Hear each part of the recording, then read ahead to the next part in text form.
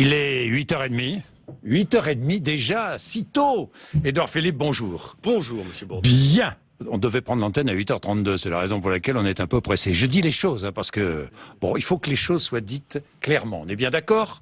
C'est tout à fait ça. On est bien d'accord. Bon, rentrée politique sur RMC, BFM TV ce matin. Merci d'être avec nous, 8h30, 9h. Vous êtes avec moi. J'ai beaucoup de questions à vous poser sérieusement sur l'actualité du moment et sur les mois qui arrivent.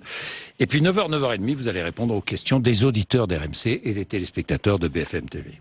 D'abord, j'ai une question et une remarque à faire. Vous êtes sous surveillance, dites-moi. C'est-à-dire sous surveillance. Mais François Hollande n'a pas abandonné la politique. Ah oui. J'ai observé qu'il y avait, je crois que c'est demain, en tout cas ce week-end, une réunion importante du Parti Socialiste. Et peut-être que François Hollande, qui a sans doute le sens du timing, a voulu rappeler à tous ses camarades qu'il était encore dans le paysage. Bah, très bien. Aurait-il mieux fait de se taire ? Bon, franchement. Vous comprenez bien que c'est pas un Premier ministre en exercice qui va se prononcer sur l'opportunité ou pas d'une déclaration du précédent président de la République. Voilà, j'ai entendu ses propos. Regardons ce qu'il a dit. On va pas s'attarder très longuement sur François Hollande, mais quand même, les résultats sont là. Ils étaient d'ailleurs apparus dans les derniers mois du quinquennat et sont d'autant plus manifestes aujourd'hui. Si l'économie française va mieux, et ce grâce aux mesures, si l'économie française va mieux, est-ce grâce aux mesures prises sous sa présidence ? Je vous pose la question. C'est ce qu'il dit. Écoutez, ce qui m'a frappé c'est grâce à moi. Ce qui m'a frappé dans l'expression de l'ancien président de la République, c'est au fond le souhait qu'il exprime que on continue, que tout continue comme avant et comme il faisait. Bon, moi, j'ai compris de l'élection présidentielle de 2017 et puis ensuite de l'élection législative qui a suivi que les Français n'avaient pas du tout envie de ça. Qu'ils avaient envie, au contraire, d'une assez grande transformation. Et moi, c'est évidemment la logique dans laquelle je m'inscris.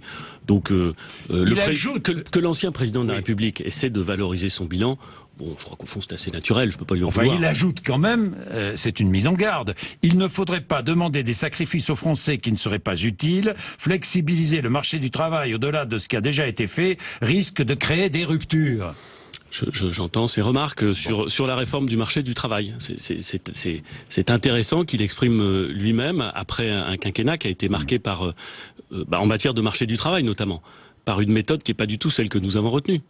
Après tout, puisque vous évoquez le sujet, prenons l'exemple. En matière de réforme du marché du travail, François Hollande a fait, en 2016, une réforme qui n'avait été pas annoncée pendant la campagne électorale, qui n'a pas été expliquée, qui n'a pas été discuté dans le détail avec les organisations syndicales et qui a conduit au blocage. Nous avons une méthode totalement inverse. Bien. La méthode que nous avons retenue, c'est, pendant l'élection présidentielle, parler du sujet et l'annoncer. Avant l'élection législative, parler du sujet, lancer le processus et obtenir une majorité politique qui prend en compte ces annonces. Commencer un très intense travail de discussion avec l'ensemble des organisations syndicales, pas telle ou telle, l'ensemble des organisations syndicales et patronales, et aboutir dans une semaine, le 31, à la fin de la semaine prochaine, par 5 textes, puisqu'il y aura 5 ordonnances, qui viendront transformer le droit du travail. Pas complètement, il ne s'agit pas de mettre à bas tout le droit du travail. Et j'imagine qu'on aura l'occasion d'en parler. Mais reconnaissez, monsieur Bourdin, la méthode change totalement. Que sur la méthode, il y a une profonde transformation. Je préfère, et de loin, et même de très loin, la méthode que nous avons utilisée, le respect que nous avons montré vis-à-vis des organisations syndicales, la discussion que nous avons su nourrir, plutôt que ce qui avait pu être fait avant. Donc j'entends les conseils avisés de M. Hollande, je les intègre peut-être, mais enfin, je considère que... Je vais revenir sur ce sujet. Chiffres du chômage, pour juillet, vous les avez ? Écoutez, je ne sais pas s'ils sont officiellement sortis. Dans la journée. Vous avez remarqué que Madame la ministre du Travail a pris l'engagement... De ne pas les commenter. Non, bien sûr de les commenter, mais de ne pas les commenter mois par mois. Pour une raison assez simple, c'est que on commente des chiffres qui sont jamais totalement définitifs mois par mois et qui ne sont jamais très significatifs. Bon, il y en a eu des très bons en mai, il y en aura peut-être des très mauvais juillet, après. Bon, mauvais. Je suis pas sûr que juillet sera exceptionnel. Mais pas très bon. Ce que je sais, c'est-à-dire que le chômage va augmenter. Ce que je sais, pardon d'aller jusqu'au bout de mon propos, ce que je sais, c'est ce qui est intéressant, c'est de les commenter trimestre par trimestre. Et de ce point de vue-là, croyez-moi, on n'hésitera pas à les commenter trimestre par trimestre parce que ce sont des chiffres importants. Vous avez le chiffre, parce que j'ai pas le chiffre, non. Vous n'avez pas le chiffre. Bien. Les emplois aidés, les contrats aidés, parce que ça fait débat. Ce matin, d'ailleurs, nous avons ouvert le débat sur RMC. J'ai entendu les contrats aidés, 293 000 en 2017. Quel est l'avenir? On terminera à 320 000. 320 000? On terminera à 320 000. Sur l'année. Ce qui est moins que ce qui a été fait en 2016. Mais vous... Plus de 400 000. Vous avez... je sais que vous êtes... 3 milliards d'euros par an. Que vous aimez... Absolument. Je sais que vous aimez la précision des chiffres, oui. Monsieur Bourdin. Donc oui. je vais essayer d'être aussi précis que vous l'êtes. Allez-y. Mais je parle de mémoire. Allez-y. Sur les emplois aidés, on a fait plein de choses. D'abord, on en a toujours fait des emplois aidés. Vous allez continuer en fait? Non, on en a toujours fait depuis très longtemps, ce que je veux dire. Depuis très longtemps. Je crois, et je parle sous votre contrôle, que il y a 15 ans, on devait être sur des volumes d'environ 900 ou 950 000 contrats aidés. Donc on était très très loin. Vous remarquerez avec moi que ça n'a pas contribué à réduire durablement le chômage. Mais enfin, on était sur des volumes. Ensuite, on est descendu progressivement avec en général des pics à 450 000, 500 000. Et en général, ces pics étaient avant les présidentielles. Curieux, hein. Mais bon, alors ça a été le cas en 2016. Hein. On est bien monté en 2016 sur les contrats aidés, juste avant la présidentielle. Je sais pas pourquoi, mais enfin si, je sais assez bien pourquoi. Vous savez très bien pourquoi aussi. Mon objectif, c'est pas de dire les contrats aidés, c'est mal. D'abord, ceux qui bénéficient des contrats aidés pendant une période de temps qui peut pas être reconduite plusieurs fois, mais enfin pendant une période de temps, ils bénéficient d'un contrat qui est souvent un contrat à temps partiel. Oui. Et ils ont du boulot. Donc ils ont du boulot, pris en charge en partie par l'État, mais ils ont du boulot. Pris très largement en charge par l'État. Oui. Bon, je conteste pas du tout le fait que pour eux, c'est quelque chose qui momentanément est utile. Je conteste pas non plus le fait que pour la collectivité, je pense par exemple aux collectivités territoriales, j'ai été maire du Havre, j'ai utilisé des contrats aidés en tant que maire. J'en ai pas utilisé beaucoup, mais j'en ai utilisé. Bah, forcément, vous avez un emploi qui, au lieu de vous coûter 100% de ce qu'il devrait vous coûter, vous coûte 25% de ce qu'il devrait vous coûter. Vous trouvez ça vachement bien. Je peux parfaitement le comprendre du point de vue de l'employeur local. Très bien. Mais à la fin de la fin, moi je suis pas représentant de telle ou telle collectivité. Je suis obligé de regarder l'ensemble du système. L'ensemble du système, c'est une politique publique qui ne produit pas de bons résultats pour le retour à l'emploi, qui est évidemment très onéreuse, mais qui ne produit pas de bons résultats pour le retour à l'emploi. Nous, ce que nous voulons faire, ça n'est pas multiplier au gré des échéances électorales les contrats aidés, c'est avoir une politique active de retour à l'emploi. Je m'explique, si vous me le permettez. Baisse des charges, qui fait très largement diminuer le coût du travail, notamment sur... Je suis sûr que vous alliez y revenir, et moi aussi. Mais qui fait très largement diminuer le coût du travail, notamment sur les bas salaires, c'est-à-dire notamment sur les emplois de ceux qui... Oui, mais attendez, avant de parler des baisses des charges, je voudrais que sur les contrats aidés, vous me disiez, est-ce que l'année prochaine... En 2018, il y aura encore des contrats aidés. Il y aura encore des contrats aidés, il y en aura moins que ce qui existe aujourd'hui. C'est-à-dire moins. Jean-Jacques Bourdin. Beaucoup moins Je vais vous répondre. Mais laissez-moi juste expliquer la logique. Oui. Non, mais c'est important. Allez-y. Traitons le sujet jusqu'au bout, si vous voulez bien. Baisse des charges. Oui. Donc, retour de la croissance.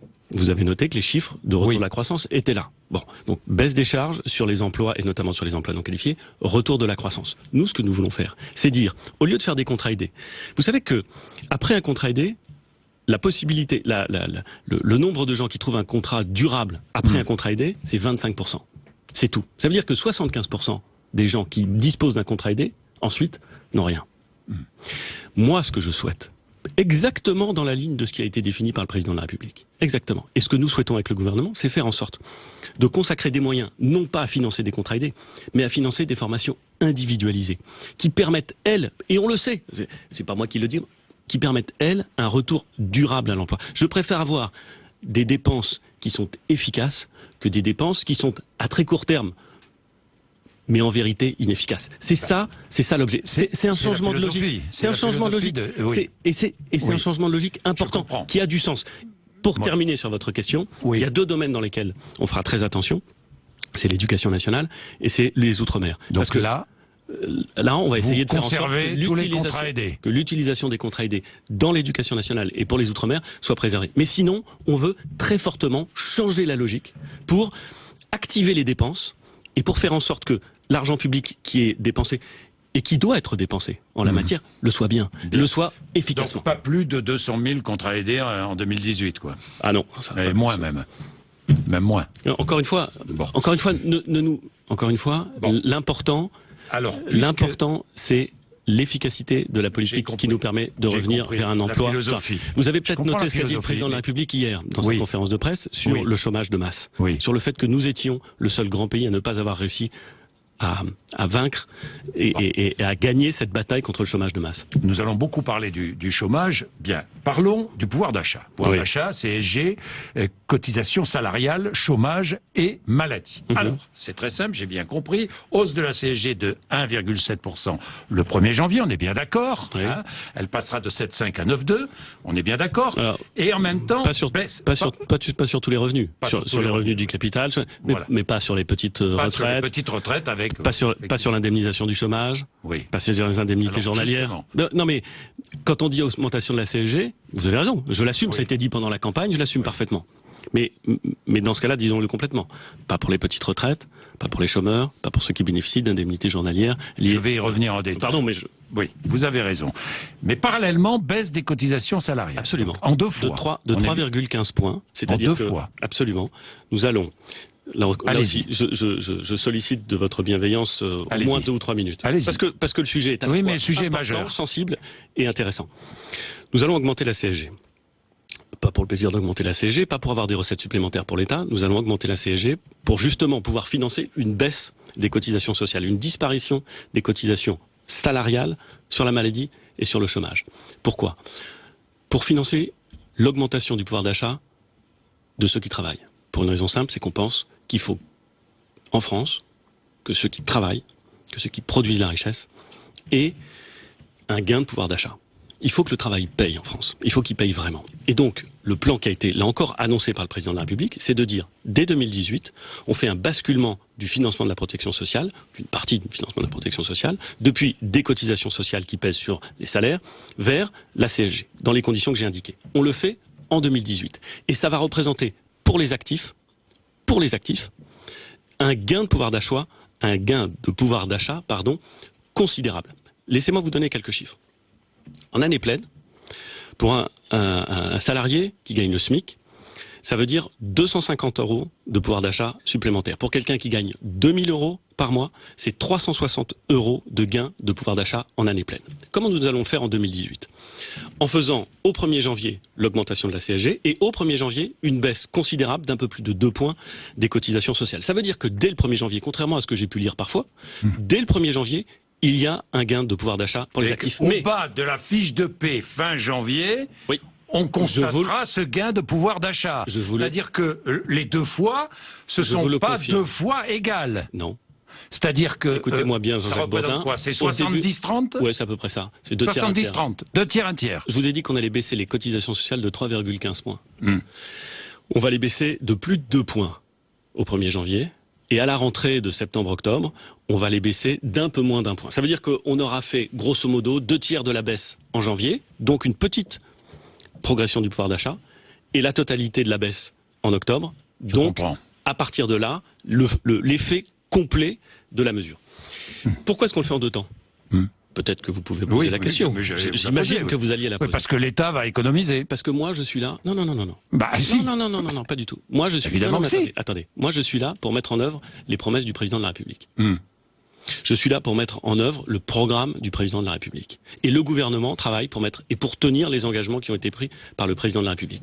L'engagement qui a été pris, c'est en 2018, on opère cette bascule. En 2019, d'ailleurs, on changera le dispositif du CICE puisqu'on basculera sur une 2e baisse des charges. Mais bon, ça, ce sera pour 2019. Et on a dit que ce sera en 2019. En 2018, on va avoir, pour les salariés, une augmentation massive du pouvoir d'achat. Et puisque vous aimez les chiffres, Monsieur Bourdin, un qui me vient de mémoire. Le pouvoir d'achat que nous allons redistribuer aux actifs est supérieur au gain de pouvoir d'achat pour les actifs qui résultent des diminutions d'impôts sur le revenu lors des 3 dernières années du quinquennat Hollande, ce sera supérieur. Et c'est même, en volume, supérieur à l'effet de la loi TEPA de Nicolas Sarkozy en 2007. Donc, on est sur quelque chose de littéralement, je crois, jamais vu, en termes d'augmentation de pouvoir d'achat, en année pleine, et on met le dispositif complètement en place en 2018. En 2 fois, 70 à peu près, la première. Un peu plus de 2 points, un peu moins d'1 point. Voilà. Voilà, oui, c'est-à-dire 65, 70-30. quoi, 65, 35. C'est ça l'idée. On est bien d'accord, c'est ça l'idée. Bien, la hausse de la...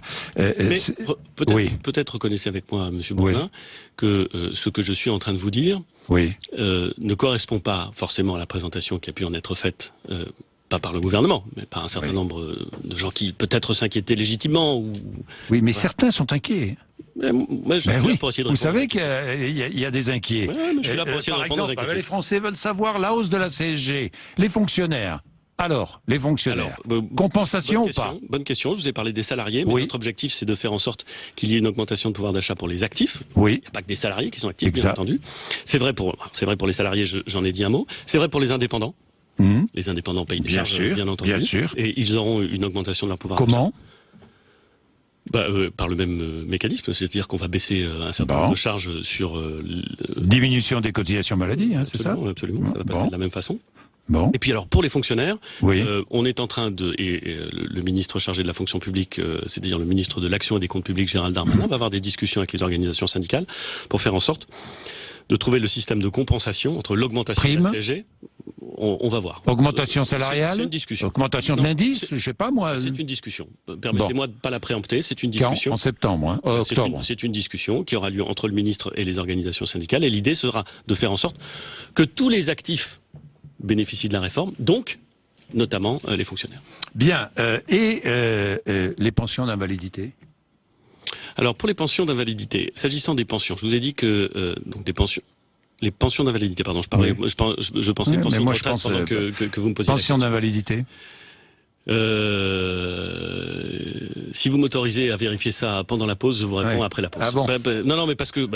il y a tellement de chiffres, remarquez. Il y a énormément de chiffres, j'essaie de les avoir en tête. J'avoue bien humblement que parfois, ils peuvent m'échapper. Je préfère ne pas vous donner de choses. C'est important, hein. CSG, pension d'invalidité. Je suis entièrement d'accord. Je vous ai dit... D'ailleurs, je vous parlerai tout à l'heure Je vous ai déjà dit des choses sur les indemnités chômage, sur les indemnités journalières, sur les petites pensions, mais vous avez raison, vous posez une question à laquelle je n'ai pas la réponse de tête. Permettez-moi de vérifier ça et de vous le dire très rapidement. Exonération de la taxe d'habitation. Alors là, pour combien de Français dès 2018 ? Nous avons prévu une mesure qui va nous permettre de baisser le produit, enfin le versement de la taxe d'habitation à hauteur de 3 milliards. Donc ça veut dire que il y a 30%, je pense, des Français qui, dès 2018, vont bénéficier de cette mesure qui ne aura pas d'impact sur les finances des collectivités locales, je le redis, puisqu'elle sera compensée par l'État, donc, mais qui permettra de diminuer un prélèvement. Ah, si on a 2 minutes aussi, il faut parler de la taxe d'habitation. Alors allez-y. C'est un prélèvement important. Pour les collectivités locales, c'est un prélèvement tout à fait important. Pourquoi ? C'est une recette. C'est pas la taxe d'habitation qui est appréciée par les collectivités. C'est le fait que c'est une recette fiscale, c'est-à-dire une recette dont elles fixent le taux. Les bases sont fixées ailleurs, mais c'est elles qui fixent le taux, et donc elles peuvent avoir un produit qui correspond à leurs besoins. Donc elles sont évidemment attachées à cet impôt pour une raison très simple, c'est que ça leur permet de mettre en œuvre leur politique publique locale, ce que je comprends parfaitement. Le problème, c'est que la taxe d'habitation, c'est un mauvais impôt. Je le pense profondément. Je me souviens d'un professeur de finances publiques qui me disait quand je faisais mes études, un bon impôt, c'est pas forcément un impôt juste, c'est un vieil impôt. Le seul intérêt de la taxe d'habitation, c'est que c'est un vieil impôt. Parce que franchement, c'est un impôt injuste. C'est un impôt injuste. C'est un impôt dont les bases ont été définies au début des années 70 et qui n'a jamais su prendre en compte le fait qu'il y avait des évolutions de richesse dans les quartiers, qu'il y avait des évolutions dans les quartiers, dans une ville, qui faisaient que vous avez dans des quartiers, parlons du Havre, excusez-moi, je prends cet exemple, c'est celui que je connais le mieux. Au Havre, vous avez des quartiers périphériques, dans lesquels, depuis 40 ans, la valeur des appartements n'a pas augmenté au rythme où elle a augmenté, par exemple, en centre-ville. Mais comme les bases ont été fixées dans les années 70, vous avez des gens qui payent dans des quartiers périphériques autant, voire plus, que dans des quartiers de centre-ville, dont la valeur des biens s'est considérablement accrue. C'est pas juste. Et comme vous n'avez pas le droit de moduler le taux par quartier, comme vous n'avez pas réussi à faire évoluer les bases, parce qu'il va y avoir des perdants, il va y avoir des gagnants, et tout le monde a la trouille de savoir qui sont les gagnants et qui sont les perdants, vous vivez avec un impôt auquel tout le monde s'est habitué, ça c'est vrai, mais qui n'est pas un impôt juste. Notre objectif, c'est de réfléchir tranquillement avec les collectivités locales à comment est-ce qu'on fait à l'avenir pour avoir une fiscalité locale plus intelligente. C'est un des dossiers qui sera discuté dans le cadre de la Conférence nationale des territoires qu'on a engagé. C'est un dossier très important, très compliqué, qui ne nous empêchera pas, dans les 3 ans qui viennent, de diminuer année par année le montant de cette taxe d'habitation versée par les Français. Jusqu'à 80%. Ah, on est bien d'accord. Annoncé ici, d'ailleurs, par le candidat Emmanuel Macron. Confirmé par son Premier ministre. Alors, je regarde le calendrier. Regardons-le ensemble. Il y a la réforme, j'y reviens dans un instant. La réforme du Code du travail, dans un premier temps. Ensuite, fin 2017, la réforme du chômage, de la formation professionnelle et de l'apprentissage, c'est bien ça? Fin de l'année. On va la lancer, Et début 2018, réforme des retraites. Hein. Oui, non, bien sûr. Oui. Non, vous dites réforme. Il y aura réforme. Permettez-moi juste, pardon, mais de corriger vos propos. Non, mais oui. Allez-y. Mais oui, parce que vous savez mieux, vous connaissez mieux le calendrier que moi. Nous sommes en train de terminer le processus d'élaboration de la réforme du Code du travail qui avait été annoncé. On y reviendra. Très bien. À partir de septembre, on lance la réflexion, la mise en œuvre de ce qui constituera effectivement une réforme importante de formation, assurance chômage. Là, on est parti là-dessus. Le président de la République a pris des engagements. On sait que il y a un formidable champ d'amélioration des politiques publiques en matière de formation. Vous remarquerez que je le formule de façon polie. Oui. Franchement, on peut faire mieux. Oui. Franchement, on peut faire mieux. Oui, parce qu'on dépense de l'argent à tort et à travers, si j'ai bien compris. Je suis heureux que vous le disiez vous, mais c'est un fait. Disons les choses. On peut faire plus efficace. On peut faire beaucoup plus efficace. Donc ça va être un chantier qui commence à partir de septembre, sur lequel on est en train déjà de réfléchir, sur lequel on va engager des discussions avec les organisations syndicales, avec les organisations qui représentent la connaissance en la matière. Et puis, à partir de 2018, effectivement, on va se lancer dans la question des retraites. Mais ça va être un processus forcément un peu plus lent que celui qu'on a utilisé sur les ordonnances, parce que on sait que c'est en France un sujet délicat, parce qu'il faut partir de constats partagés. On a d'ailleurs, Monsieur Bourdin, de ce point de vue-là, fait d'assez grands progrès. Après tout, disons les choses quand elles sont bonnes. Les mécanismes qu'on a mis en place avec le corps, avec le comité de suivi des retraites, ont un peu dépassionné le débat, ont permis de poser les constats et de faire qu'on puisse parler plus calmement, me semble-t-il, de ces sujets, et avec plus de confiance. Alors j'ai une question, une question corollaire. Est-ce que les pensions de retraite vont augmenter le 1er octobre? Il y aura un processus de revalorisation des pensions de retraite, comme c'est le cas. Le 1er octobre? Je ne sais pas si ça sera le 1er octobre ou le 1er janvier. Là aussi, je vais revenir exactement vers vous. Théoriquement, c'est le 1er octobre. Ce sera le 1er octobre. Ce sera le 1er octobre. Sur l'inflation? Du montant de l'inflation? Ça, on verra. Je ne peux pas vous le dire. Il y aura une augmentation des pensions. Donc. Écoutez, si vous avez non, mais je suis... Je suis patient, mais... Non, mais je suis pas certain que les téléspectateurs, auditeurs soient toujours très patients. Hein, mais je comprends parfaitement. Surtout quand on est un petit retraité et qu'on a besoin de sa retraite à la fin du mois. Pardon, Monsieur Bourdin, j'ai pas dit que le sujet n'était pas important. Bon. Il est essentiel pour ceux qui nous écoutent. C'est parce qu'il est essentiel pour celui qui nous écoute, pour ceux qui nous écoutent, que je veux le traiter sérieusement. J'ai compris. Je n'ai aucune feuille devant moi. Je n'ai pas tous les chiffres en tête. Je ne suis pas un surhomme. J'ai pas tous les chiffres en tête. Moi, je suis un gars sérieux. J'essaie de faire les choses sérieusement. Quand je sais, je dis. Quand je sais pas, je vérifie. Il vaut mieux. C'est mieux. Hein. Voilà. C'est mieux. Bon, le 31 août, le texte complet sera connu. Le texte sur la réforme du Code du travail. Les textes. Les textes, oui, les ordonnances. Il y aura 5 ordonnances. 5 ordonnances. 5 ordonnances. On est bien d'accord. Tout est bouclé? Oui, ça, comme dites. Oui. Comme on va présenter le texte définitif la semaine prochaine, il vaut mieux que ce soit c'est des textes qui ont été rédigés après beaucoup de travail, beaucoup de discussions. Donc j'imagine que vous n'allez pas entrer dans le détail parce que vous réservez les annonces. Enfin, je peux vous poser quand même quelques questions. D'abord, vous pouvez poser toutes les questions, mais ça je peux. Pour préempter. Non mais attendez, c'est important là aussi. Allez-y. Moi, j'ai fait de la méthode sur ce sujet un élément décisif. Ça a été remarqué, souligné, le travail j'en suis heureux parce que la méthode. Donc, j'ai pris l'ensemble des organisations syndicales et patronales au sérieux. Et j'ai essayé de faire en sorte de ne pas m'exprimer quand j'en avais vu 2 et pas les autres, ou quand j'en avais vu 5 et pas les autres. Oui. Bon. C'est un travail, je ne dis pas qu'elles sont d'accord avec tout.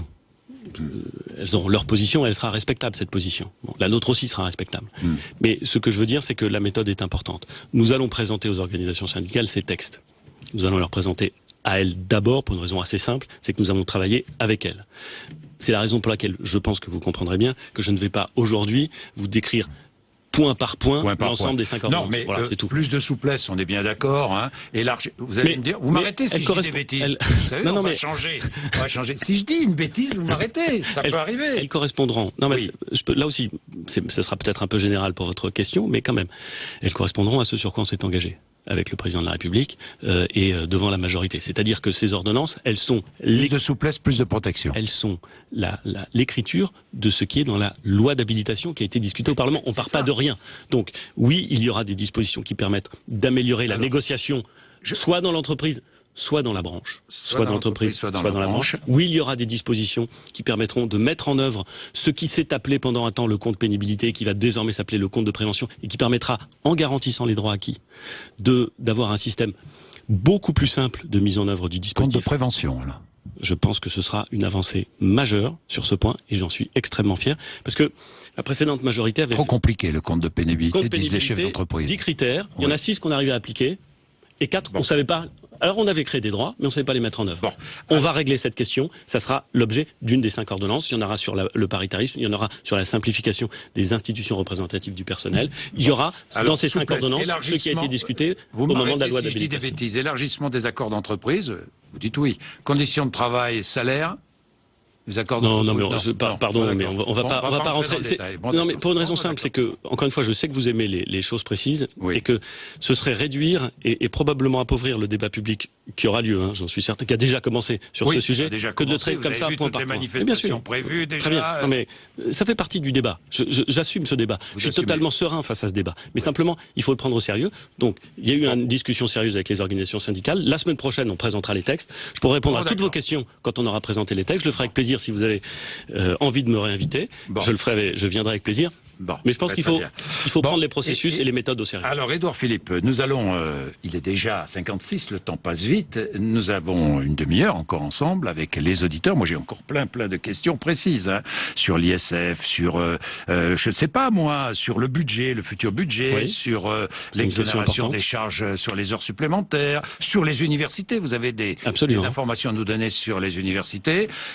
Nous nous retrouvons juste après 9h avec nos auditeurs, plusieurs auditeurs et téléspectateurs qui vont vous interroger. À tout de suite. Merci. Merci.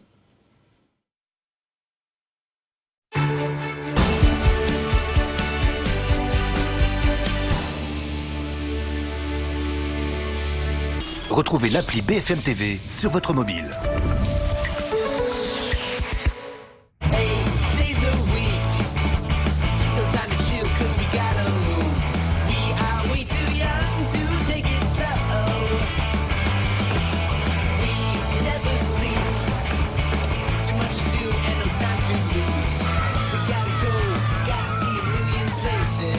Avec les éditions suréquipées La Bête ou la Belle, les monospaces d'exception signés BMW sont à partir de 380 € par mois, sans apport.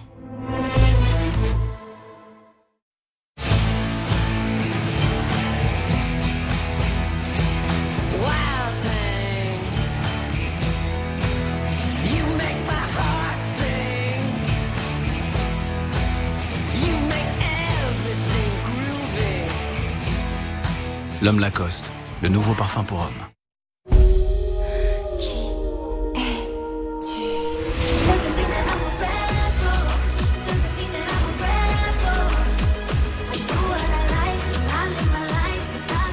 J'ai vraiment envie de voir ça.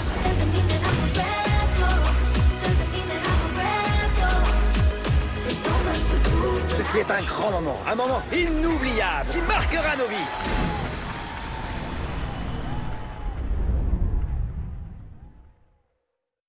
Yes! Bruno vient de gagner son pari PMU, et comme il a joué au simple jackpot, il a même multiplié son gain par 1000. Déjà 1,5 million de paris gagnants au simple jackpot de PMU. Libre. Imaginez-vous libre. En commençant par votre banque. Libre de ne payer aucun frais. Libre en fait. Libérez-vous de la banque. Choisissez la banque avec une carte Visa Premier toujours gratuite. Boursorama Banque, la banque en ligne avec vous. Et 80 € offerts.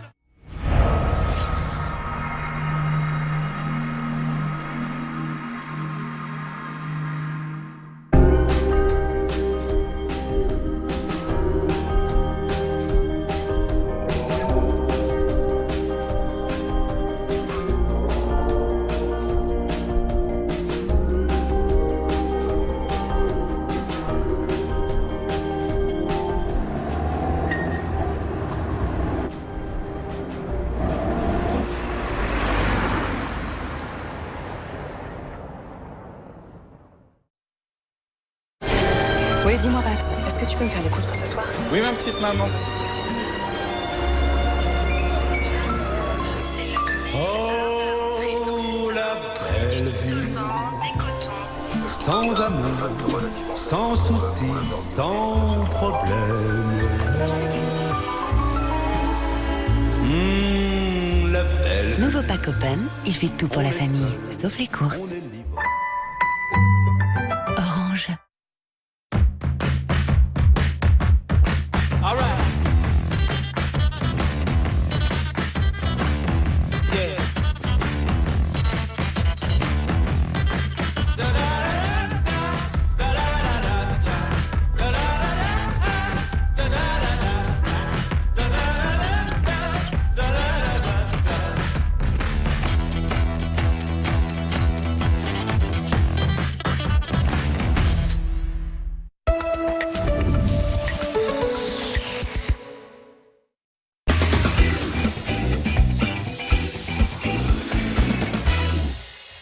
Édouard Philippe, le Premier ministre, est notre invité. Édouard Philippe, vous avez pu obtenir des précisions pendant cette pause. Tout à l'heure, monsieur Bourdin, vous m'avez posé 2 questions précises, elles étaient parfaitement légitimes. Il se trouve que je n'ai pas toujours en tête tous les chiffres, je l'assume bien volontiers. Alors, les pensions de retraite vont-elles augmenter? Mais quand je ne sais pas, je vérifie. Les pensions de retraite vont augmenter, elles augmenteront le 1er octobre à hauteur de l'inflation, donc il n'y a pas de sujet là-dessus.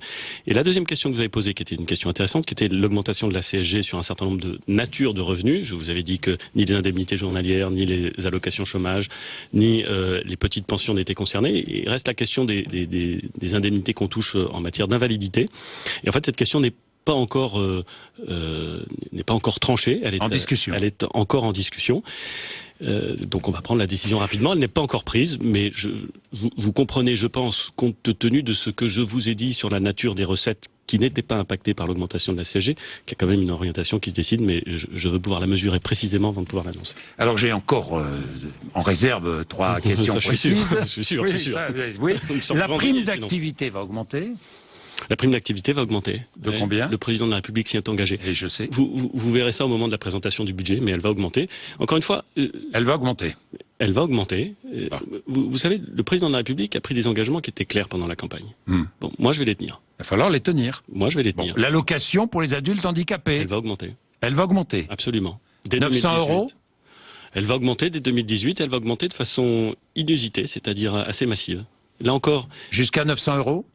Elle augmentera à terme, à mon avis, l'idée ce sera de la faire sortir en effet d'en dessous le seuil de pauvreté, donc elle augmentera à terme, mais dès 2018 elle augmentera.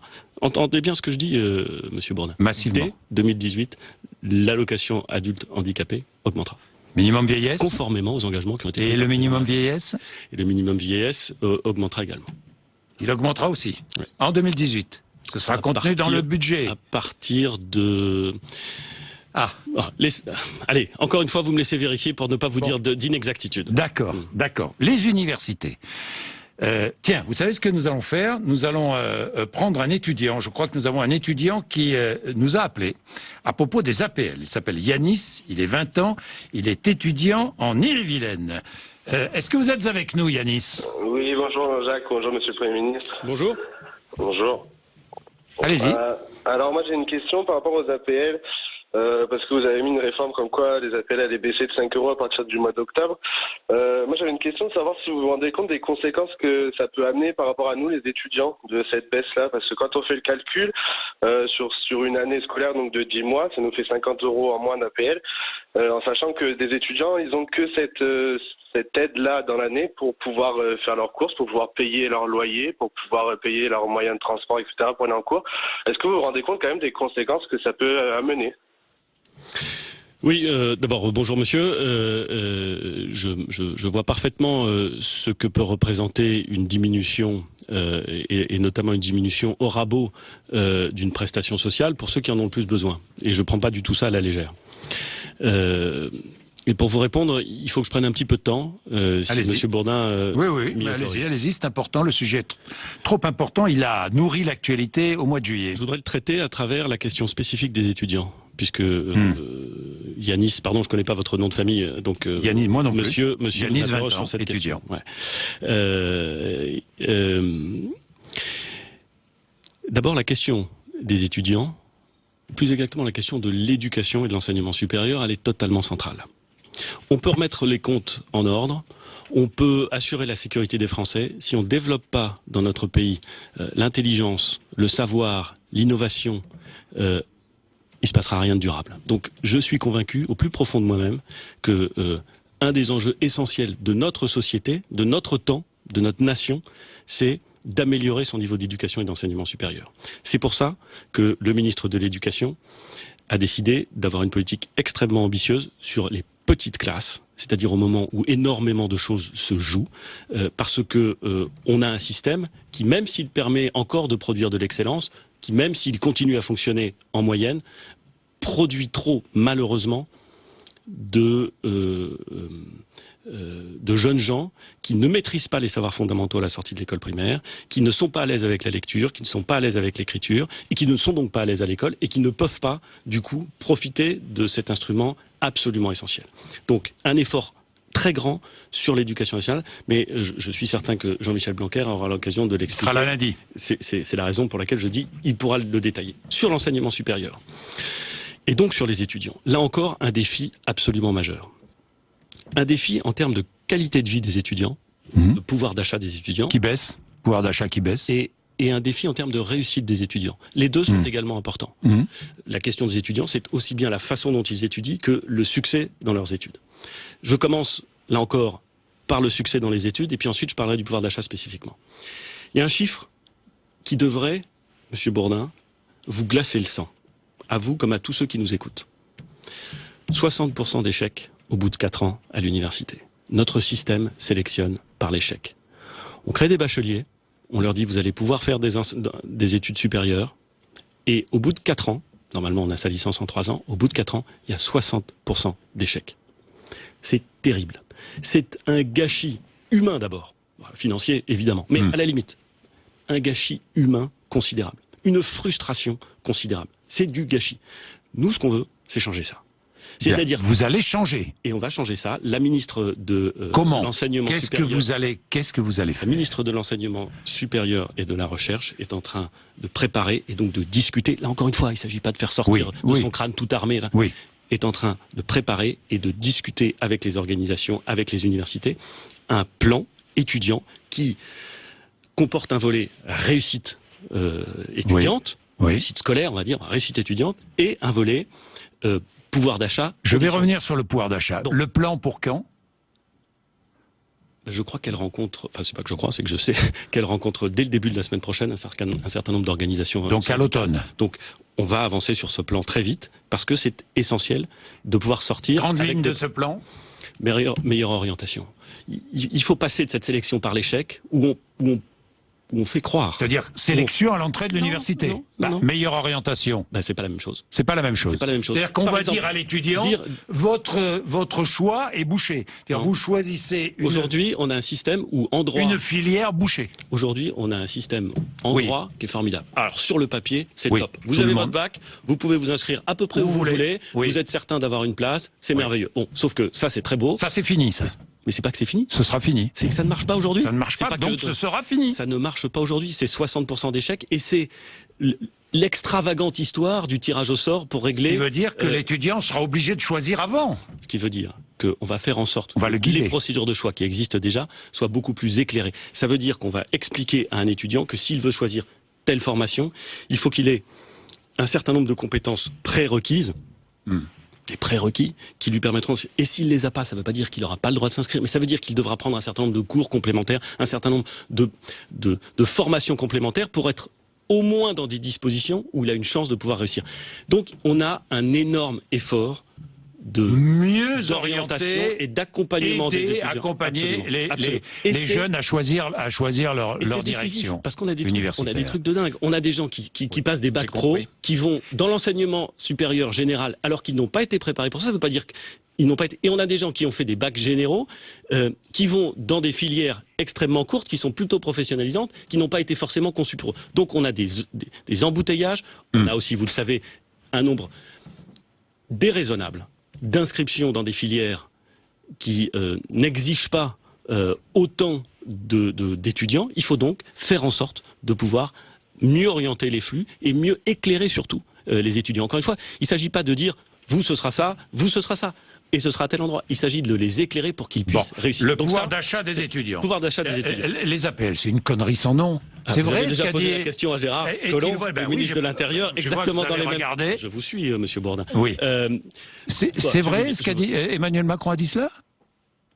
Je ne crois pas l'avoir entendu dire dans ces termes. Dans ces termes, enfin, il l'a pensé, quoi. Ce qui est vrai, c'est que si on avait pu faire autrement, on l'aurait fait. Ça, je vous le Et garantis. vous avez mal fait les choses, alors. Non. Encore une fois. Erreur de communication, c'était quoi? Encore une Pourquoi fois, annoncer cette comme baisse ça générale des APL pour tout le monde, sans remise en cause des conditions d'attribution, elle est contenue dans le budget précédent, que moi j'exécute, mais que j'ai pas voté. Et c'est pas moi qui le dis, Monsieur Bourdin. C'est la lettre de cadrage adressée à la ministre du Logement. Donc c'était le gouvernement précédent qui avait préparé cette baisse des APL. Il l'a pas mise en œuvre. Et nous, on est arrivé en mai. Et si on voulait pouvoir verser les APL, il fallait prendre cette mesure. C'est cité dans le rapport de la Cour des comptes, Monsieur Bourdin, qui dit il y a une mesure qui devait être prise, qui n'a pas été prise, qui est. Alors, on dit pas moins 5 euros, parce que d'ailleurs, si on l'avait fait en janvier, ça aurait pas été moins 5 euros. Nous, on le fait en octobre. Mais c'est pas intelligent. Évidemment que c'est pas intelligent. Oui. Et c'est une mesure de rabot. Hein. Mais bien sûr, mais je comprends parfaitement. C'est une mesure de rabot. Les mesures de rabot, c'est jamais des bonnes mesures. Parce que c'est jamais intelligent de faire du rabot. Voilà. Alors vous allez faire quoi? Alors vous allez faire quoi maintenant pour l'avenir? On va faire exactement avec la même philosophie que ce que j'ai essayé d'expliquer tout à l'heure dans la première partie de notre entretien sur les contrats aidés. C'est-à-dire, on a une politique du logement qui mobilise énormément d'argent public. C'est de l'ordre de 40 milliards. Il y a 20 ans, je crois que c'était de l'ordre de 20 milliards. Donc, année après année, on mobilise de plus en plus d'argent public pour cette question. Et objectivement, l'efficacité n'est pas au rendez-vous. Donc, soit on dit, ça veut dire qu'il faut mettre encore plus dans le panier percé, soit on se dit, il faut peut-être changer le panier. Il faut peut-être réfléchir autrement à comment est-ce qu'on envisage une politique du logement qui permet d'arriver au bon. Et je vais vous donner un exemple. Une grande partie de ceux qui bénéficient des APL sont logés dans des logements sociaux, avec des bailleurs sociaux, c'est-à-dire avec des organismes parfaitement légitimes, totalement indispensables, qui travaillent très activement avec les pouvoirs publics, que ce soit des collectivités locales ou l'État. Notre objectif, c'est en discutant avec eux, en imaginant des mécanismes qui permettent de refinancer leurs emprunts quand il y en a. Bref, c'est une discussion technique que nous pouvons avoir, mais de faire en sorte de baisser le loyer payé par celui qui est logé, et donc d'avoir un système dans lequel peut-être les APL diminuent, mais le loyer diminue en conséquence. Et vous savez que les APL chez les bailleurs sociaux, ils sont versés directement aux bailleurs sociaux. Autre réforme donc globale sur le logement. Encore une fois. Bientôt. Encore une fois. Notre objectif, c'est d'assumer des priorités en matière de défense et de sécurité, en matière de justice, en matière d'enseignement supérieur. On assume les priorités. Et quand il y a des politiques publiques qui n'ont pas les résultats qu'elles devraient avoir, on les remet en question, pas du tout en disant elles sont pas bonnes, et d'ailleurs c'est scandaleux d'en bénéficier, mais pas du tout. Mais en essayant de faire en sorte d'avoir une dépense publique efficace. Et notre pays en a besoin. Il en a besoin intellectuellement, politiquement, financièrement. Et pourquoi ne pas exempter les étudiants de la baisse des APL?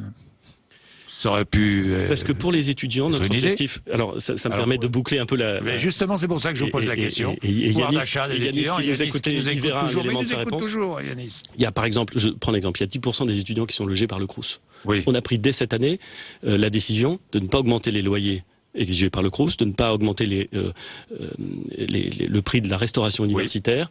Donc ça, c'est gelé en 2017-2018. Pas de sujet là-dessus. Ensuite, on veut, et je pense que ce sera un des éléments du plan, on veut regarder, probablement pour l'améliorer, le dispositif de garantie de caution. S'agissant des étudiants, il y a deux dispositifs aujourd'hui. Je ne vais pas rentrer dans le détail technique. Il y a le dispositif clé, le dispositif ZAL. On veut essayer de faire en sorte à la fois de les harmoniser et de faire en sorte qu'ils fonctionnent mieux. Il y a un sujet qui sera peut-être évoqué par la ministre. C'est la question de la santé des étudiants. Oui, mais oui. C'est souvent un sujet qu'on regarde un peu... les mutuelles sont chères, les mutuelles remboursent mal. Est-ce que vous allez affilier les étudiants au régime général? Attendez, avant ça, avant de se poser des questions de mécanique, posons-nous des questions de santé. Oui. Les étudiants, ils sont jeunes, souvent. Alors donc, comme ils sont jeunes, souvent, ils sont plutôt en pleine forme. Quand on raisonne comme ça, on se rend compte derrière qu'il y a énormément d'affections qui ne sont pas bien traitées, de consultations qui ne sont pas honorées. Qu'allez-vous faire? Donc, notre idée sera de réfléchir à un abaissement du coût de la rentrée 2018. Là, on va discuter le budget pour 2018. Oui. Je comprends ce que ça peut avoir de frustrant. Abaissement du coût de la rentrée universitaire en 2018. Du coût de la rentrée universitaire 2018, en réfléchissant sur les questions de logement, en réfléchissant sur les questions de santé, pour améliorer la prévention et la prise en compte des caractéristiques spécifiques de santé des étudiants, peut-être en s'appuyant sur les établissements d'enseignement supérieur. Et absolument. Tout ça, c'est des choses sur lesquelles la ministre est en train de réfléchir. Elle aura un certain nombre d'annonces à prononcer. Elle a des discussions à avoir, à la fois avec les organismes de santé et avec les organisations syndicales. Mais on est extrêmement déterminés. Je le dis parce que c'est essentiel. Comprends, mais c'est essentiel pour notre pays à faire en sorte que d'abord la réussite. C'est l'une des priorités du budget 2018. La réussite étudiante soit mieux garantie et les conditions de vie, on va dire, de l'étudiant mieux garanties. Bien, nous allons prendre dans un instant Xavier, qui est en duplex avec nous, qui est fonctionnaire dans les Alpes-Maritimes. Mais auparavant, je voudrais, pour détendre, parce que je sens que vous vous détendez, là je sens que vous êtes encore plus vous-même qu'au début de l'interview. Édouard Philippe, je vais vous proposer d'écouter ou de regarder un reportage qui a été réalisé par Romain Poiseau sur votre image. Vous allez voir. Alors, beaucoup de Français ne vous connaissent pas encore. Écoutez, regardez. Mais qui est donc ce grand homme barbu d'1m94 ? Édouard Philippe est Premier ministre depuis 4 mois. Pour autant, les Français le reconnaissent-ils ? Ça me dit rien. Je pense dans la politique. Jacques Chirac ? Non, ce n'est pas Jacques Chirac, c'est Édouard Philippe. Édouard, d'accord. Eh bien, enchanté, monsieur Édouard. Il en sera de même. Certains reconnaissent le Premier ministre dès le premier coup d'œil, oui, mais comment s'appelle-t-il ? Philippot, c'est ça ? Je sais pas. C'est le Premier ministre. Bah oui. Est-ce que vous connaissez son nom ? Oui, Philippe. Et son prénom ? Vincent. Bah mince, on sait plus son prénom. Non mais avec votre tête de guignol, on sait plus. Chacun trouve son excuse. On a posé la question à Gaspard, 8 ans, et à ses parents. Édouard Philippe. Ah, c'est Édouard. Ah bien.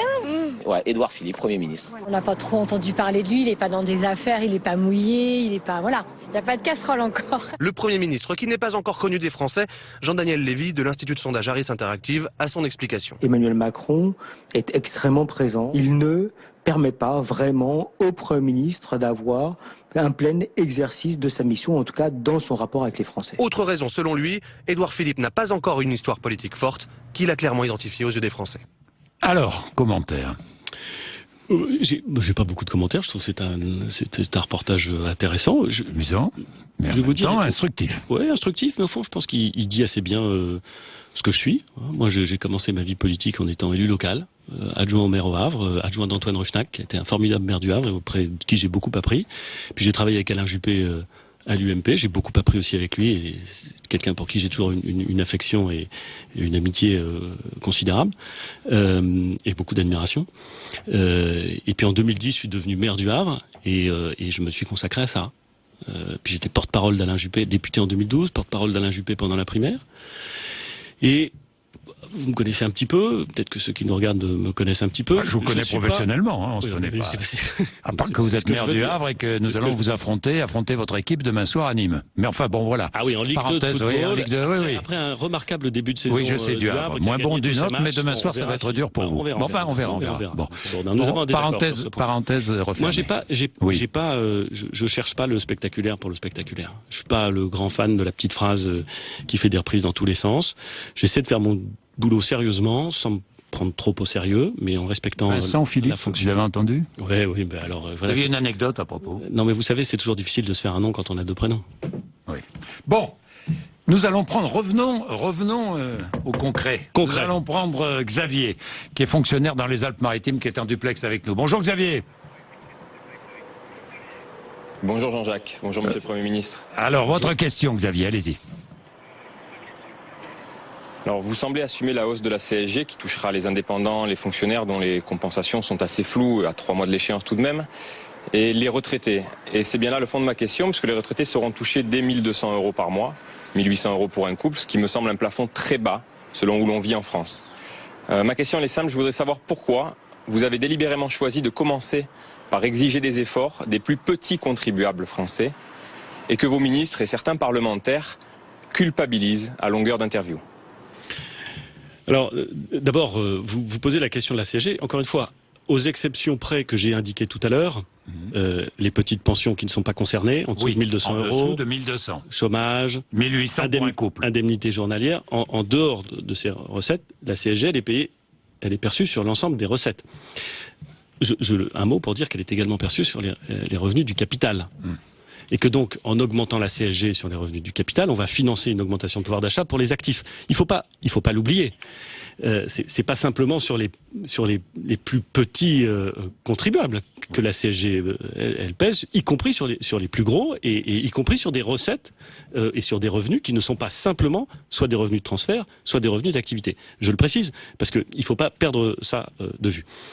Pourquoi est-ce que encore une fois on a pris cette mesure, qui est un choix politique que j'assume, parce qu'on a considéré qu'il fallait donner aux actifs une augmentation de pouvoir d'achat, parce que c'est absolument essentiel que le travail paye dans notre pays. Ça ne veut pas dire qu'on n'aime pas les autres, pas du tout, en aucune façon. Encore une fois, un certain nombre de retraités, puisque c'est la question posée par monsieur, vont bénéficier au fur et à mesure de sa mise en place de la diminution de la taxe d'habitation, et ça aura un impact non négligeable, c'est évident. Mais notre objectif, c'est de redonner un sens et de redonner du pouvoir d'achat aux actifs de ce pays. Et je pense qu'il y a là quelque chose d'essentiel. Le fait que le travail paye, c'est absolument indispensable. Oui. C'est aussi absolument indispensable pour remobiliser l'ensemble de la société, pour bien comprendre que notre richesse nationale, globale, notre façon de vivre, ce à quoi nous sommes attachés, nos efforts de solidarité, notre capacité à assumer une solidarité nationale sera d'autant plus forte qu'il y aura plus de gens qui travaillent et que le travail paiera. Donc on est vraiment dans cette logique, qui est un choix politique, qui, comme tous les choix politiques, vont appeler des critiques. Oui. Mais c'est normal, Notamment des Français de la France dite moyenne. J'observe que au-delà de la moyenne, 3 000 euros par mois de retraite, c'est important, c'est au-delà de la moyenne, mais quand vous touchez 3 000 euros de retraite avec la hausse de la CSG, ça fait 600 euros par an en moins. Pendant la campagne électorale. 50 euros par mois. Pendant la campagne électorale, il y avait des gens qui pensaient que la bonne solution, c'était d'augmenter la TVA à 2 points, qui touche indifféremment tous les revenus. Bon, nous on n'a pas choisi ça. Oui. Ça se serait vu aussi, croyez-moi. Oui. Ça n'aurait été appliqué que sur la consommation. Les recettes du capital, elles n'auraient pas été concernées par la hausse. Oui, donc je considère qu'on utilise... Il est préservé dans votre politique. Ensuite, il y a un certain nombre de dispositions qui vont faire effectivement qu'il y ait un capital circulant plus fort dans l'économie. Encore plus riches. Non, qu'il y ait un capital circulant plus fort dans l'économie. Non, attendez là-dessus. À travers l'ISF, par exemple, la réforme qui va favoriser les gros patrimoines, les actionnaires. On va en 2018 supprimer l'impôt de solidarité sur la fortune tel qu'il existe aujourd'hui. Oui. On va sortir de l'assiette de cet ancien impôt tout ce qui est relatif au capital productif, on va dire. Et on va conserver un impôt applicable sur le patrimoine immobilier à partir d'un seuil qui est le seuil actuel. Donc, en vérité, il n'y a pas de changement sur la partie immobilière de l'ISF. Mais sur tout le reste, il y a un changement. Pourquoi ? Parce qu'on considère que si on veut créer de la richesse, si on veut faire repartir l'économie française, il faut que le capital serve à investir, serve à produire. Et il faut donc faire en sorte qu'il soit plus circulant. Là encore, c'est un choix politique. Et accessoirement, c'est un choix politique qui a été annoncé. On n'est pas du tout dans quelque chose où on prendrait les Français par surprise. Ça a été dit pendant la campagne présidentielle par le président de la République. Ça a été dit pendant la campagne législative par les candidats de la France en marche, de la République en marche, pardon. Et donc, évidemment, c'est quelque chose qu'on va mettre en œuvre, comme tous les aspects qui ont été annoncés et promis par le président de la République. Bien. Alors, annoncé et promis par le président de la République, la gratuité des soins dentaires, je me souviens. Oui, absolument. La meilleure prise en compte des soins dentaires et des questions de lunettes auditives et des lunettes. Dentiste en Haute-Garonne, Mathieu, 25 ans. Mathieu. Bonjour Jean-Jacques, bonjour Monsieur le Premier ministre. Bonjour Monsieur. Ma question elle porte sur le mode de financement de ces prothèses à 100%. Est-ce que vous allez les financer en augmentant les cotisations des Français ? Est-ce en ayant recours à l'apparition de prothèses low cost ou provenant de pays exotiques, ou bien en faisant pression sur les mutuelles dont les frais de gestion et de publicité selon l'UFC Que Choisir atteignent environ 7 milliards d'euros, ce qui serait suffisant pour couvrir le reste à charge de tous les Français? Je ne vais pas répondre complètement à votre question, c'est une bonne question. Très bonne question. Et j'ai le sentiment, en vous écoutant la poser, que vous êtes plutôt partisan de la troisième solution, et je peux comprendre que ce soit celle que vous privilégiez. Non, je ne vais pas vous répondre complètement à cette question, parce que on est en train de travailler sur ces sujets. Et encore une fois, je comprends ce qu'il peut y avoir de frustrant pour nos éditeurs quand je dis on est en train de travailler sur ce sujet. Mais d'abord, je préfère, et j'assume parfaitement l'idée qu'avant d'annoncer des choses, on les travaille, on les mesure et on les discute. Donc ça, de ce point de vue-là, j'ai aucun problème à dire ça. Et ensuite, Je voudrais simplement rappeler aux Français, puis après je répondrai à votre question, je voudrais simplement rappeler aux Français que le premier budget sur lequel nous allons pouvoir imprimer notre marque, il commencera à être appliqué, s'il est adopté par le Parlement, le 1er janvier 2018. Oui. Et que donc, moi je suis là pour mettre en œuvre ce qui a été promis par le Président de la République. Donc il contraindra une baisse, je ne peux il pas le faire dans les 3 premiers mois, je peux non, pas le faire dans les 6 tout faire tout de suite, mais on est bien d'accord. remarquez avec moi, Monsieur Bourdin, que tout au long de l'entretien que nous venons d'avoir, et que nous allons continuer à avoir pendant quelques minutes, je vous ai indiqué tout ce que nous allions faire à partir de 2018, c'est-à-dire à partir du moment où nous entrons dans la possibilité d'imprimer notre marque sur le budget. Donc il y aura déjà une baisse. L'engagement a été pris sur les prothèses auditives, sur les lunettes et sur les soins dentaires. Nous sommes en train de travailler. Il faudra travailler avec l'ensemble des acteurs, c'est-à-dire les mutuelles, bien entendu, c'est-à-dire la sécurité sociale, évidemment, c'est-à-dire aussi les professionnels, quels qu'ils soient dans leur champ de compétences, pour arriver à l'objectif qui a été clairement défini et qui, parce qu'il a été clairement défini, sera atteint. Dès 2018, Je pense qu'on va attaquer le sujet à partir de 2018. Je ne peux pas vous garantir qu'à la fin de 2018, la totalité du sujet sera traitée. Le terrorisme, sujet qui préoccupe et plus les Français. Vous avez vu les dernières informations, ce qui s'est passé à Barcelone. Est-ce qu'on en sait un peu plus sur la présence de deux des auteurs de l'attentat de On sait qu'un des véhicules Barcelone, qui a été utilisé pour les actes criminels et les attentats terroristes de Barcelone est passé en France. Donc l'enquête même à Paris est passée à Paris et l'enquête est évidemment en train d'être conduite. Pourquoi faire En train d'être conduite pour déterminer ce que nous pouvons savoir et le maximum de choses que nous pouvons savoir sur les raisons, les modalités. Question que tout le monde se pose. Est-ce que je ne donnerai pas de réponse. Est-ce que cette cellule préparait un attentat aussi en France, et notamment en région parisienne. Et auquel je ne donnerai pas de réponse aujourd'hui, parce que ces sujets sont l'objet d'une enquête, et que entre le plaisir de répondre à votre question et l'efficacité de l'enquête, pardonnez-moi, Monsieur Bourdin, les menaces sont toujours aussi fortes. Elles sont élevées. Très élevées. Et parfois j'entends des gens non pas nier le niveau de menace, parce que je crois que personne ne nie le niveau de menace, mais on s'habitue. Les relativiser. Vous s'habituez. C'est pas du tout mon cas. Je pense je pense que parfois on ne réalise pas complètement la dangerosité de la situation dans laquelle. Mais comment s'habitue-t-on?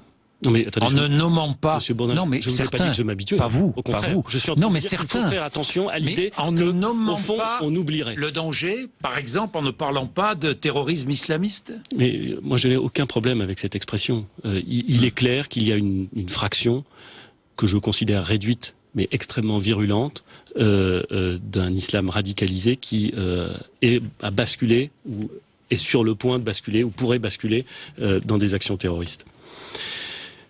Et donc il faut, pour garantir un bon niveau de sécurité aux Français, il faut agir sur tous les plans.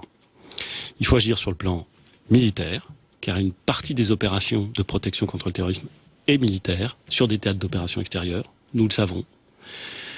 Et ça correspond à l'engagement pris par le président de la République d'augmenter massivement l'année prochaine, en 2018, mais pendant les années qui suivront, le budget des armées. Combien l'année prochaine, 2018 ? Le président de la République l'a dit, 1,6 milliard supplémentaires. L'année prochaine. Ouais. Et les années suivantes, la même chose.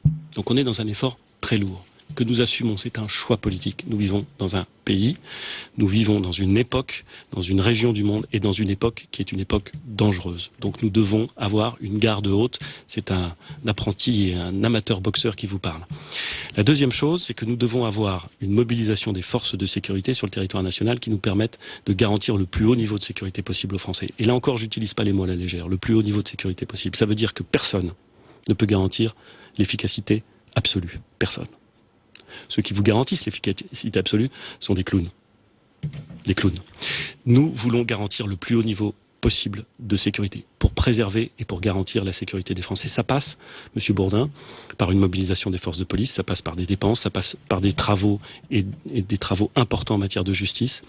Ça passe aussi par la création d'instruments juridiques. Nous nous sommes engagés à lever l'état d'urgence au 1er novembre prochain parce qu'on ne peut pas rester dans l'état d'urgence. Il a été créé en 2015, enfin il n'a pas été créé, il a été mis en œuvre en 2015 après les attentats, c'était une bonne décision. J'étais député de l'opposition, je l'ai voté évidemment. On ne peut pas en rester là. On ne peut pas rester durablement dans cet état d'urgence. Donc on doit en sortir. Le président de la République s'était engagé à le faire au 1er novembre.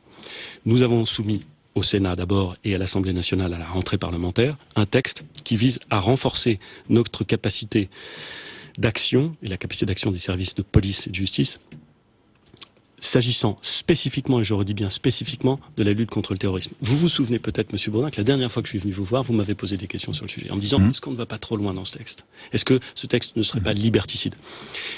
Toutes les mesures que nous prenons sont évidemment sous le contrôle du juge. Évidemment. Et évidemment, notre objectif, c'est de rester dans le cadre constitutionnel d'une préservation de liberté d'expression et de la liberté. Mais nous voulons garantir la sécurité des Français. Un dernier point peut-être sur la sécurité des Français. Forces armées, services de police et de sécurité, bien entendu, c'est indispensable. Il y a un point suivant.